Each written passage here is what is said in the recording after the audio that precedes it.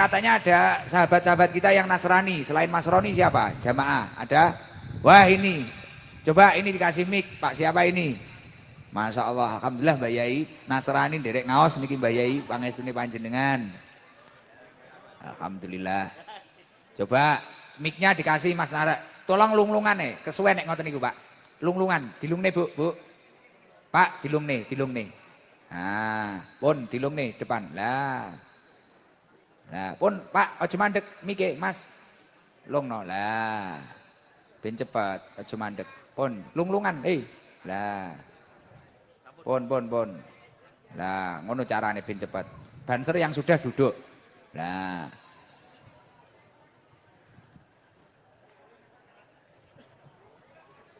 Mana yang Nasrani? Coba. Nggih kopiah yaan. Oke.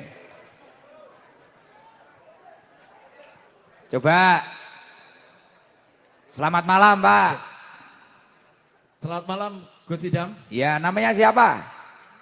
Saya Indra Sudafi Sandri. Mas Indra Sudafi Sandri. Sudafi Sandi. Mas Andi. Rumahnya mana Mas Andi? Maka 100 meter di hadapan Anda. Tepatnya di belakang masjid ini di perumahan Pesona Kota, Gus. Oh ya. Jadi hari ini sebentar Gus, saya bersama 200 lebih kawan-kawan saya sedang hadir ini maupun live streaming hari ini. Oh, apa agak maju minta tolong agak maju di sini biar ya. Wirelessnya kesampaian. Tolong dikasih jalan. Sudah Gus, sini saja. Oh ya. Agamanya apa, Mas? Saya agama Kristen, Gus. Kristen. Kristen yang serambi masjid itu lah. Wah. Tenopo kok semangat ngaos tenopo? Oke, saya secara pribadi dengan jenengan. Gimana? Kagum dengan jenengan. Oke. Kayak ono dalan. Sorry. Tolong dikasih jalan. Terus Pak. Terus jalan. Enggak bisa. Terus Mas. Ya. Saya Gus, bisa nggih? Nggih. Di sini saja. Iya. Secara pribadi saya kagum dengan jenengan. Kenapa? Di usia muda ini bagi saya bisa mempersatukan banyak umat. Masya Allah. Tentu itu kekaguman bagi kami. Oh, nggih. Jadi ini yang ikut Mas apa, Mang? Mas Senda. Endras Davi Sandri. Mas Indras. Yes. Mas Indras. Yang ikut jenengan ini tadi yang dari Nasrani berapa orang? Yang dari Nasrani yang di Pesona Kota kurang lebih 8 sampai 10 orang, Pak. Di perumahan, Pak. Komentarnya mereka itu apa? Wong mereka kan agamanya beda dengan saya. Kok cocok itu apa? Iya. Tenang, Pak, tenang. Oke, enggak apa-apa. Iya. Ini komentar pribadi saya, Gus. Iya. Jadi kekaguman itu tadi muncul dari saya. Ya. Tanpa ada rekayasa apapun. Masya Allah, luar biasa. Jenengan pamonge mriki? Nggih. Rukun warga di Desa Kuadungan RW 03, Gus. Oh iya, luar biasa. Berarti sering mengikuti video-video saya? 2 kali saya melihat tayangan video. 2 kali, Gus. Oh, 2 kali. Saya tidak mau berbohong, betul. Setelah itu tertarik. Saya melihat jenengan karisma seperti ini. Bila bukan berasal dari Tuhan, tak mungkin, Gus. Lah, itu semuanya memang benar-benar dari Allah itu. Luar biasa. Jenengan bagus ya, juga percaya ya. Bagus. Izinkan saya bertanya, Gus. Wah, apa lagi? Angel lagi mesian. Barang angel iki. Baik. Pertanyaan saya begini, Gus. Sederhana ini berkaitan dengan ke masyarakat. Ya. Menurut pandangan saya, ya, hidup itu adalah anugerah. Benar. Anugerah dari Tuhan dan anugerah bagi sesama. Ya. Dan hidup itu juga adalah sebuah perjalanan, sebab setiap kita ada banyak proses kehidupan yang harus kita jalani. Benar. Dan yang ketiga, Gus, hidup itu adalah sebuah tanggung jawab. Sebab batasan dari kebebasan itu adalah tanggung jawab itu sendiri. Pertanyaan saya, Gus, untuk kemasyarakatan ini. Bagaimana kiat-kiat Gus Idam dalam keberagaman seperti ini, kita berjalan dengan sebuah perbedaan. Dan tanpa mengurangi hal itu, mengesampingkan, sebab kita tahu fenomena dewasa ini, biasanya orang-orang itu ada banyak yang bisa membedakan. Ada banyak perbedaan ras, suku, bahasa, budaya, bahkan agama, Gus. Ya. Bagaimana kiat-kiat Gus Idam sebagai umat-umat tentunya, supaya kita hidup masyarakat ini tanpa membedakan hal-hal tersebut. Siap. Itu yang pertama, Gus. Ya. Yang kedua. Akeh meneh. Terus? Baik, baik. Yang kedua apa? Yang kedua berkaitan dengan ibadah. Ha-ha. Bagi saya pribadi, ibadah itu adalah miniatur. Artinya setiap kita orang-orang yang beribadah seharusnya lah kita mengaplikasikan dalam kehidupan kita sehari-hari. Fenomena dewasa ini pun ada banyak orang yang beribadah namun pada kenyataannya tanpa kesadaran untuk melakukan. Untuk itu Gus, sebagai orang beriman ini, saya bertanya kepada jenengan, seharusnya orang yang beribadah adalah orang yang menjadi jawaban bagi mereka yang lemah. Orang yang beribadah adalah tempat bagi mereka yang susah. Orang yang beribadah adalah tempat bagi mereka yang membutuhkan. Pertanyaan saya Gus, kiat-kiat apa dari jenengan supaya ibadah yang kita lakukan seperti ini menjadi barokah bagi kita semua. Rahmatullah wabarakatuh. Semoga rahmat Tuhan memberkati kita semua. Oke, terima kasih Mas Andreas. Sebelum saya jawab, dapat bingkisan dulu Mas Andreas. Sama uang saku. Kita itu muslim loman ini. Terima kasih Gus. Nah, khusus untuk sahabat Nasrani kita kasih 400.000. Wah. Dari Bapak Haji Slamet, Ude Mugio lancar. Amin, amin. Oke. Sampaikan terima kasih Pak Lurah juga Gus. Ya. Beliau yang selalu memonitorir saya. Siap. Di belakang jenengan Gus, sebelah kiri. Ya. Salam dari Pak saya. Lurah. Siap. Oh pakai jas kayak saya. Oh, saya kira takmir sini Pak. Selamat malam Gus, Gus berkati. Oke, malam Mas Andreas. Oke, wes, iki tak jawab ya. Nah, pun mikir rada jelas tapi ra apa-apa. Diamankan Pak, diamankan mikir. Nah, wes gen pinarak ning kono, kak ono gen. Lho gen linggo, aja kon ngadeg mesakne. Nah, pun duduk aja Pak. Ya, silahkan pinarak teng masjid kula niki. Ae dhewe ra melok mbangun melok duwe, iya ta? Penake ide kan ngono kuwi. Jadi Mas Andreas niku mengatakan, mulai diruntutkan, saya yakin panjenengan ini bisa seperti ini adalah anugerah dari Tuhan. Saya yakin orang yang mendapatkan kenikmatan itu adalah anugerah dari Tuhan. Lah, kiat-kiat untuk menjaga anugerah tersebut itu apa? Gimana caranya kita itu untuk menghargai anugerah dari Allah Subhanahu wa Ta'ala? Dan cara mempertahankan anugerah itu gimana? Kan ngoten ya, tidak langsungnya sing pertama pertanyaannya kurang lebih ngoten niku ya. Masalah anugerah itu tadi. Artinya setiap manusia itu ketika memiliki kenikmatan itu adalah anugerah dari Allah. Kesimpulannya kan seperti itu. Lah carane ngopeni anugerah kok Gusti Allah piye? Syekh Mustafa Al-Ghulaya ini mengomentari tentang anugerah ini mengatakan bahwasanya berpendapat walam taslab hadhihi nikmatur robbaniyatul kubra min katsirin minan nas. Ketika Allah Subhanahu wa Ta'ala itu memberikan anugerah kepada manusia, Allah itu tidak akan mengangkat anugerah tersebut dari manusia. Illa bisababi mafsadahu dolimuna minufusihim. Kecuali disebabkannya kerusakan jiwa dan moral manusia tersebut dari sebab-sebab orang-orang yang dolim yang tidak bertanggung jawab. Artinya apa? Jadi pomo uang dikei anugerah sugih. Uang dikei anugerah derajat, uang dikei anugerah pangkat. Anugerah-anugerah ini tidak akan diangkat oleh Allah ketika orang tersebut tidak terkena mafsadah, kerusakan, mafsadah dolimuna minufusim yang disebabkan orang-orang yang dolim yang tidak bertanggung jawab. Maka dari itu saya dari tadi mengatakan gimana kita itu bisa menyibukkan diri kita dalam hal yang positif. Piye carane awake dhewe iki nyibukne uripe awake dhewe karo hal sing positif. Kowe isomu apa semisal kaya tukang syuting ngeten iki.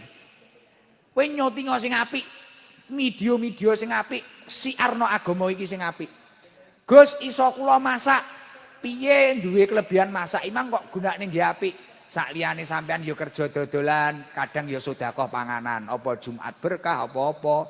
Nah, ini termasuk mempertahankan anugerah dari Allah.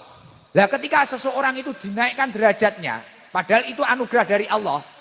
Tapi kok dia itu enggak kuat karo derajat nek bahasane wong jong biru, ya toh? Enggak kuat karo derajat pripun? Akhirnya terkena mafsadah.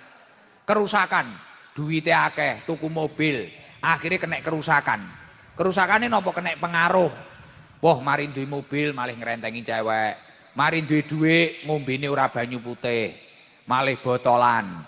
Mari nopo? Lah, ketika wong kuwi mang kena mafsadah ngoten niku, secara otomatis miturut ulama-ulama terdahulu, anugerah kenikmatan itu tadi yang berupa apapun itu akan dicabut oleh Allah.